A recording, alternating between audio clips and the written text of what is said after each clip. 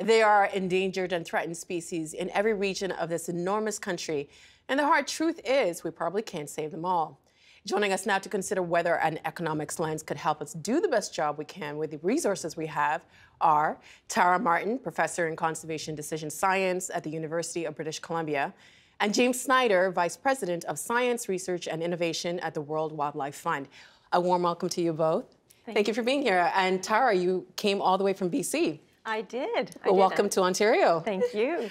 James, I wanted to start with you. Sure. So in 2002, Canada created the Species at Risk Act. How successful has it been at protecting Canada's endangered species? Sure. In short, not well. It hasn't really been very effective as a whole in terms of reversing wildlife decline, especially for our most imperiled species, those listed under the federal act.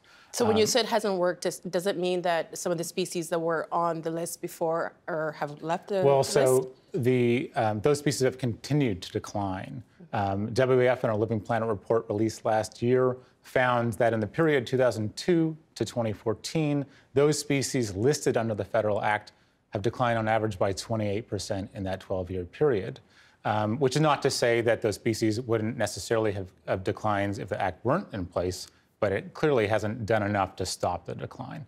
And so we know that much more needs to be done to help the plight of these imperiled species. So why do you, because I'm thinking if you do set up something like an act, you're doing it to conserve the species. Where do you see problems with the Species at Risk Act and its approach to conservation? Well, there have been a number of limitations, let's say, in terms of how the act itself has been implemented. It's been very slow. We've seen over the now, I guess, 16 years that the act's been in place, that it's taken a long time in most instances for those species that are to actually become listed, and then for the actions required for the recovery to actually be taken. And I think that's the greatest concern, is that with a very slow implementation process, in some cases with not enough or insufficient resourcing, then we can't take the necessary steps that those species require in terms of stopping the decline, but also bringing them back from the brink. And I'm guessing in that 16-year span, a lot of money has been spent to do that. Sure. Millions, hundreds of millions of dollars are allocated towards the Species at Risk Act and their programs by our federal government. And so, it is a significant investment, but that investment hasn't clearly been enough. In terms of how we're also implementing the act, the strategies that we take, I think we need to be looking at new approaches. And a new approach that has some people excited and some people, I guess, having more questions is one that you have, Tara. It's the priority threat management. Can you give us a definition of what that is? Yeah, so priority threat management is a decision-making tool which we developed to essentially identify the management strategies needed to save as many species as possible for the least economic cost. We do this by identifying the strategies. So those strategies might be everything from habitat protection, habitat restoration, managing inappropriate fire regimes. We identify those strategies, we estimate the benefit of those strategies in achieving the recovery of species. We estimate the economic cost of those strategies. And finally, we estimate the socioeconomic and technical feasibility of those strategies. So we start with the premise that all species, all listed species, all species under our Species at Risk Act, and even some species that may not be listed yet, but are believed to be threatened based on various evidence. We start with the premise that there's a bunch of species, and there's a bunch of actions that we could take to save those species. So this is not about prioritizing which species get saved. This is actually about prioritizing the actions to save those species, because it's the actions that use the resources. It's not the species themselves. So we're trying to determine what actions can we take that are going to save as many things as possible. But in that process, you are choosing certain species to focus on and others you won't focus on them, so they'll probably go extinct, right? So we're actually, we are prioritizing, again, those actions. So it might be that the actions which are going to save the most number of species, there might be some species that, that fall out, that don't get saved. But it's not, the species that we don't invest in, it's not because they cost too much. It's because we have not identified the management actions that could lead to their recovery. And so, and part of that issue is that we've simply left it too late. Really? And when you say that, that sends alarm bells. What does that mean? So at the moment, as James was saying, we have this process where we list a species, we then develop this recovery strategy that moves to an action plan. That process from the listing of a species through to the development of an action plan, which should tell us what we should be doing to save that species, that process can take upwards of 18 years. During that time, the threatening processes are continuing. So for mountain caribou, for example, 18 years from listing of that species to the development of an action plan. During that time, habitat, critical habitat continued to be degraded, industrial development continued unabated, and so now we're in a situation where the cost of recovering caribou is much more expensive and much harder than it would have been 18 years ago. Because we're 18 years behind now. Exactly. James, how different is the approach we've been using for species conservation in Canada, different from what Dr. Martin is proposing? The key points I would say relate to the transparency of the process. Really in terms of these difficult decisions that we as society have to make around the plight of these species, what actions that we are going to take. So bringing a degree of transparency and rigor and replicability, I think, are critical for us. To say that the decision-making process used in Atlantic Canada would be the same of that in BC, and the ranking of these decisions around the actions that benefit multiple species, that's done in the same consistent way. For me, I think the critical point is around transparency, knowing that we can have that evidence-based conversation, that information is there available to the public, and that we know the relative importance, the likelihood of feasibility, that's information that's at our hands in terms of making the best possible decision around the allocation of, at times, scarce dollars. And there's been a lot of reaction to what you're proposing. Ivan Semeniak, writing in the Globe and Mail about your work, stated that sometimes the most beneficial actions of all are the least realizable. For example, if all cats were kept indoors, the benefits to songbirds would be extremely high, but the achievability of such an action is also extremely low. Only by doing the math is it clear which actions are most cost effective. And you've done the math and created a formula. Could you walk us through what this graph means? So CE is a cost effectiveness, and it equals B, which is a benefit, times the feasibility divided by the cost. Now let's break that down. So the benefit here, this equation looks a lot like a classic cost-benefit equation. The key difference is that the benefit here is not an economic benefit of saving a species, although there are huge economic benefits to saving species, and our whole life support system depends on saving species. However, the benefit that we care about and that we're trying to measure here is the benefit of a management action in terms of recovering that species. So what is the probability that if I take this action, it's going to lead to recovery of this particular species? The next variable in that equation is that F, the feasibility. So that's two-pronged. That's the probability that if I took this action, it would be successful in achieving that benefit. And it's also the probability that if I undertook this action, it would be implemented, it would be taken up. And so things like social political pressure influence that ability of uptake. And then finally, we divide by the cost. So the cost of implementing that management action over a given time frame. So together, that gives us all of the core elements that we need to identify which management strategies are going to give us the most juice for the squeeze. Mm-hmm.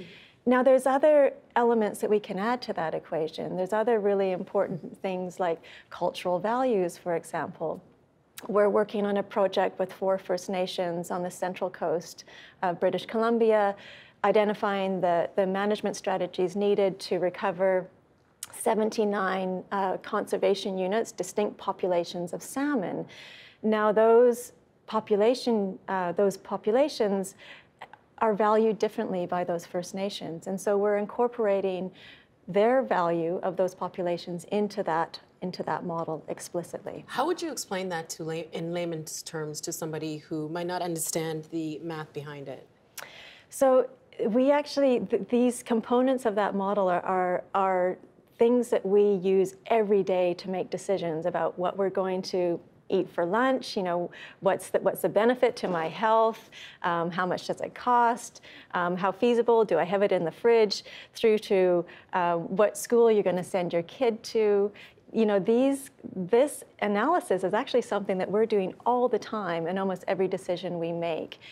The strange thing is that we haven't been doing it in conservation. We have been kind of shopping without price tags, assuming that we have infinite resources to do everything everywhere, and that's just not the case. What this process can help identify is ask these key questions like, how much would it cost to save all species at risk in Canada? Do we know a number? We don't know a number. But should it be about costs? Well, we should know, we want to know that number, because if we don't have the investment required currently, we need to do some serious fundraising to make up that shortfall. So that's a key component of a decision. How much does it cost? What's the expected benefit? What's the likelihood we could actually recover all of those species, and what's the feasibility? So those are really the foundations of decision making. Ultimately, this process is just helping to inform decisions. It doesn't make the decisions. People ultimately make those decisions, but this is a way to provide information to inform those decisions in a very transparent way. Well, James, Rachel Plotkin of the David Suzuki Foundation has called Dr. Martin's approach overly reductionist, calling it Noah's Ark approach. In your opinion, is that a reasonable criticism? I think that at times we falsely extend the concept of priority threat management into a broader idea that we at times call conservation triage. The difference between priority actions for species, and in many cases an aggregate of species, versus that broader question of which species should we save. And I think very clearly, as Tara has said, the tool, the methodology, doesn't make the decision for us. We as society need to make this decision. So would you and why have not like have the best toolkit available to us to make an informed decision around the use of those resources? So I don't believe it is necessarily purely a reductionist approach at all. If anything, our existing approach to species at risk recovery in Canada has largely been focused on a single species, where we develop these recovery strategies and action plans for now more than 600 listed species in Canada. Those recovery strategies, those action plans, in some cases don't exist, but focus on species one by one. How can we effectively, efficiently protect those species, recover those species if we don't have the resources that they require? And better yet, the priority threat management approach actually is designed, and certainly in the South of the Divide, where it's been applied more recently in Saskatchewan. Oh, Saskatchewan. I'm sorry. It's actually a multi-species approach. We're looking at an aggregate, a group of species at an ecosystem level. And that really, for us, is a key trend in terms of what our new approaches to conservation in Canada should be. We should be looking in a more holistic way. We should be looking at the interaction of species between themselves and their environment. And so I do believe the priority threat management approach, PTM as we call it, really is part of that broader toolkit in terms of what ecosystem-based multi-species recovery and protection of at-risk species looks like in Canada and around the world. You said a couple of times that ultimately people would decide, citizens would decide. Would there be like a referendum or like? Well, we're having these conversations already today, and they are difficult conversations around how do we not only take recovery actions for the benefit of those species, perhaps most importantly, what steps are we taking to reduce those stressors that have got them to that point that they're arguably at risk of extinction? That's why they're designated as at risk. It's at risk of extinction. And that's our human activity on the landscape that's actually driving that decline. And so we need to be very careful in terms of developing these recovery strategies, our broader societal investment, actions that we are collectively taking to reduce those stressors. That's the conversation that we should be having. I want to read something else from that Global Mail article. With fewer than 1,000 breeding pairs left in Canada, burrowing owls are listed among our most endangered species. In principle, Dr. Martin would like to save them, but in practice, she's advocating a new approach to conservation that admits a harsh fact. Saving burrowing owls, at least in this country, is likely beyond our means. Tara, what makes a burrowing owl too expensive to save? So I guess firstly, it's not that the burrowing owl is too expensive to save, and there is a chance that we can save it in Canada. What our study showed was that it requires broad cooperation beyond Canada. This is a migratory species that moves through the US down to Mexico and back again, and without that cooperation between countries, there's very little chance that we could recover burrowing owl in Canada. And so what the study really revealed was that for some species, actions beyond Canada are necessary to save that species. And I'm thinking that would be very complicated. How complicated is that process, James? Well, conservation of species across political boundaries is challenging. It's complex, that's for sure, whether it's across our provinces. We work around ecological boundaries, the range of species, and in some cases that might span several provinces. In the case of burrowing owl and many species in grassland ecosystems in Alberta and Saskatchewan, they're in the US as well. And that's especially true for broad-ranging, wide-ranging species, migratory species. Some species like the monarch butterfly, is traveling across the entire continent from Canada through the US into Mexico. And so for us, I think that really also brings us back to these are inherently international questions. And in the context of the work that we have here on Species at Risk also relates to that of our broader international commitments to the Convention on Biological Diversity. And that's actually, it brings a point of urgency in that we've made commitments to the international community in terms of the protection of nature, protection of wild places and for wild species. What are some of those commitments? Well, for one, I think at the top of mind relates to protection of our marine areas, 10% by 2020. For terrestrial and inland waters, 17%. Right now, Canada is ranked 7th among the G7 nations. We're last among the G7 nations. So there is an urgency in the action that we need to take to get to 2020 that's only a couple years away. So migratory species are very much bring to light the need for us to be working with a broader international context and where we have this growing urgency of what our CBD commitments will be in the next few years. Well, I want to add another voice to this conversation. Malini Goodchild from the Waterloo Institute for Social Innovation and Resilience. Hi, Malini. It's nice to have you on the show. Hi, Nan. Thank you. I know you've been listening to the conversation, and how differently would traditional Indigenous knowledge look at conservation of species like the burrowing owl? I think, the context for what we call Anishinaabe Gikindoswin or Indamawin, which is our worldview and our way of relating to the world, we don't even have a separation of ourselves as human beings from nature, from what we would call the ecosystem in Western science. And so in our creation stories, we were placed here alongside what we call our relatives. We say Indinawamaganaduk.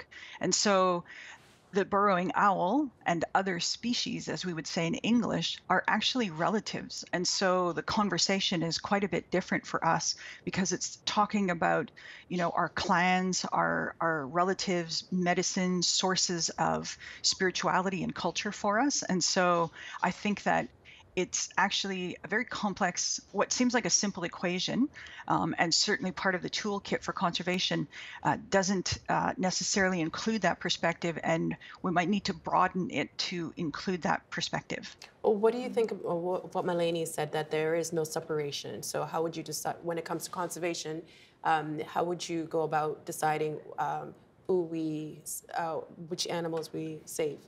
I think Melanie makes a really critical point in that ultimately the decisions we make are based on values. And this is just we've developed a tool to help bring together some of the quantitative information that we need to inform a decision, but it's ultimately humans that are making those decisions, and we make those based on our own values and our own way of seeing the world. So I think there's huge opportunities to bring in different values into in a more quantitative way into these models, but ultimately it's about people sitting around a table and communicating and talking and deciding how they're going to be allocating these resources to save as many species as possible.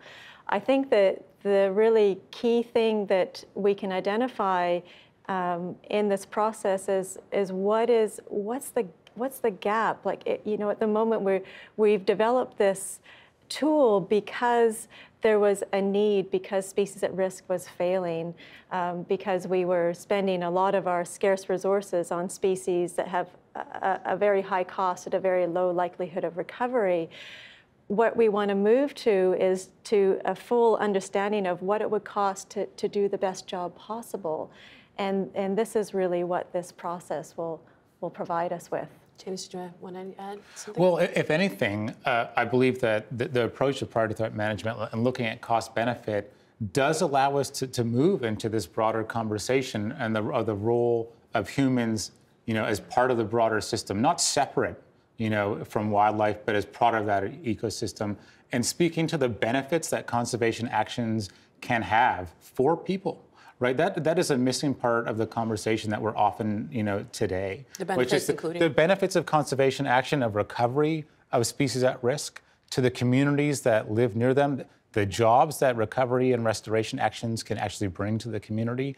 That's very real, that story. And I think by taking a cost-benefit approach, by bringing that to be part of the equation, if you would say, then we can be more truly valuing the benefit of those species, those ecosystems, and the services and goods that we as humans rely upon from them. Something with I think this is a really great point that both Melanie and James have made, is around these co-benefits of conserving species. So our benefit is we're estimating the benefit as the likelihood of saving a species, but there's all these other co-benefits. There's economic benefits to saving species, but there's these cultural benefits. There's jobs created by implementing all of the management actions required. One of the things that we're trying to do now is actually estimate all of those other co-benefits to saving species, because this narrative that saving species and ecosystems cost jobs is just not correct. For decades we've been stuck in this mantra that conservation costs jobs, and it's actually not correct. Conservation can actually bring about many new types of jobs and create sustainable jobs for the long term. Well, something we haven't really been talking about are plants. Malini, how much importance should we be placing on the plant kingdom in a discussion like this? We consider in Anishinaabe, our culture and our worldview, we consider plants as part of the spiritual wellness of both the planet at kind of a macro level and at a micro level individually. And so plants are viewed as givers of life. They provide us medicines. They help us, we collect maple and maple water, maple syrup. The 4 sacred medicines are all plants in our culture: sweetgrass, sage, cedar, and tobacco. And so for us, talking about biodiversity loss and the conservation of species inherently involves, or de facto involves, the conservation of these plants as well, because they play roles in the ecosystem. And we believe and understand that we have a relationship with them as sentient beings. And so when we talk about sweetgrass, we're not talking about a noun or a plant or an it. We're talking about a relative. And so in that way, again, it really changes the conversation when you are talking about plants and the importance of plants. And we don't even know sometimes how deeply they are needed until we've lost them. That is something that I was thinking about. Yes, these decisions have to be made. What if we make the wrong decision and 50 years from now, we all suffer because of that decision? So right now we are making decisions, and right now we're making the decision to invest in a very small subset of species at the cost of many, many other species. And so species are already being neglected. What this type of thinking can bring about is the possibility of saving many more species than we currently are, including these plants, including these species of huge cultural and social significance. James, can you tell us about the endangered species here in Ontario that has been the focus of a significant monetary investment? Well, Ontario has a huge number of federally listed species. There's more than 200 species at risk in Ontario, which is probably news to many of us. It's that Southern Ontario in particular is a hotspot of species at risk. And whether that includes some of the same grassland species that we've spoken about in Saskatchewan, like the bobolink, which is a grassland bird here, or whether it's reptiles and amphibians. We know that turtles, there's 7 turtles in Canada, most of which, I think all 7 now, have some formal designation of being considered at risk. And so this is a very heavily settled and used landscape. There are many pressures on species in Southern Ontario in particular. And so there has been a significant amount of effort to try to stem that tide, to bring those species back to healthy populations. And that's continued in some cases over generations. And I think that's a really critical point that we need to make here, which is to say conservation success doesn't happen overnight, doesn't happen within 2 to 5 years. In many cases, effective recovery of at-risk species will take generations. It'll take decades. And we need to sustain our investment at the same level of the investment in these human activities that actually might be contributing to their decline. Well, having said that, what you said about species at risk, maybe some people will say you haven't given it enough time.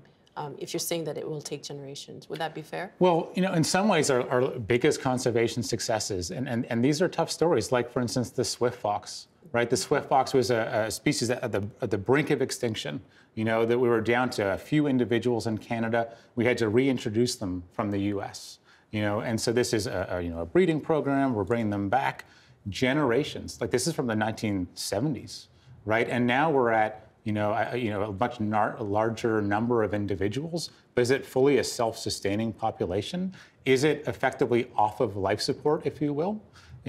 Or do we need to continue to ensure human activity so that that species can persist into the future? And I think that's a very real risk for many of our at-risk species, right? Given that there are so many of them, 600 of them or more, and there's a handful of them that we've been investing in on an ongoing way, but where they're not yet fully self-sustaining. And the question is to us, and this is the reality of conservation in this day and age, is when and how will they be? And that's why exactly new approaches are needed, right? We need to be shifting the way that we're doing things so that we can take that step change, so that we're not continuing to have species on the brink of extinction. We only have a few minutes left, but Tara, you wanted to add something? I just wanted to say that part of the reason why we are not doing as well as we could be doing is because it's simply just taking too long. So we know that these successes, species recovery has been successful in certain areas because decisions were made quickly and there was sufficient investment. And so this is one of the key issues that we need to deal with. We cannot continue to delay decision-making. In the current process, 18 years from listing a species to developing an action plan, it's just simply not workable. Well, the federal government has announced some new money for conservation. James, can you tell us about that? Well, yes, this past year, the federal government has made a significant investment in the protection of nature and recovery of wild species, a $1.3 billion investment. Which is billed as a generational investment. And there's no ifs, ands, or buts. It is a very significant chunk of resourcing, and it is really, direly needed today. That includes a conservation fund, and the nature fund as it's billed, a $500 million fund that is intended to be a matching fund that would allow the provinces, the territories, philanthropic private financiers to bring investment to the table so that we have $1 billion investment in conservation action. Importantly, that includes for both protected areas and for species at risk, right? Mm-hmm. Well, there are some animals that I guess some species that receive a lot of attention from the media, from us, about whether they should be saved or money put to conserve them. And the southern resident killer whale, I think, is one of them. Tara, what happens when an iconic species like that is shown by your equation to not be savable? Well, the good news is that we have worked on the southern resident killer whale, and we do think it's savable. So we think if we take action quickly on dealing with the underlying threats of food scarcity and poor habitat quality, we could save that species. The challenge is when we have a species where it's iconic, it's really important, and where we've simply left it too late. So our equation, we never rule out species because it's too expensive. We only rule them out when there are no management actions that we could take that would recover that species because we've left it too late. Malini, I know orcas are close to your heart. What do you feel that you would lose personally if the southern resident killer whale were to go to extinct? Yeah, I just thought I would show. This is some beadwork here in my home, and for us, the orca is a representative of a spiritual being and a relative. And so if we were to lose those species, if we were to lose orcas and numbers of others, turtles and so many others, I mean, they're iconic in the sense, I think, that human beings have an emotional attachment to them. And we love to see them in the wild. And we saw a mother orca this year, carry her dead calf for weeks, which I think was a call from her and her species. And for us, I think what I would just say is that this equation sounds like a monetization, and I know it's because we have limited funds, but I would like to think that we work together more holistically and think about other types of knowledge sources, the evidence that we're talking about, that we think about ceremonies, language, and maybe change the narrative around conservation. Because if we were to lose the orcas, so many tribes, we have orca songs, we have whale songs, we have ceremonies, and everything from the orca, its teeth, and everything it teaches us about how to live, those stories would be lost. An important part of a culture and what makes us Anishinaabe would be lost. And I think with that, we've run out of time. Melanie, Goodchild, thank you so much for joining us. We really appreciate your time. James Snider and Tara Martin, thank you so much for being in the studio and for sharing your insights. It's been a pleasure. Thank you. Thank you. Miigwech. The Agenda with Steve Paikin is brought to you by the Chartered Professional Accountants of Ontario, helping businesses stay on the right side of change with strategic thinking, insightful decisions, and business leadership. Are you on the right side of change? Ask an Ontario CPA.